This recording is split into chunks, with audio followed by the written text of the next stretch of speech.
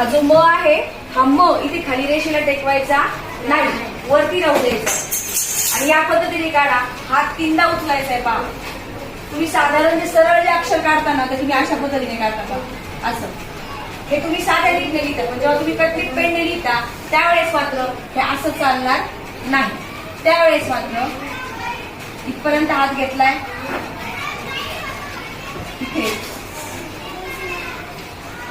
बघा मी साधारण 3 वेळेस हात उचललेला आहे. कटलिक पेनने अक्षर लिहिताना सलग लिहिता येत नाही. सलग जर तुम्ही लिहायला गेले तर अक्षराचं वळण बिघडतं, टाईप सुद्धा बिघडतं.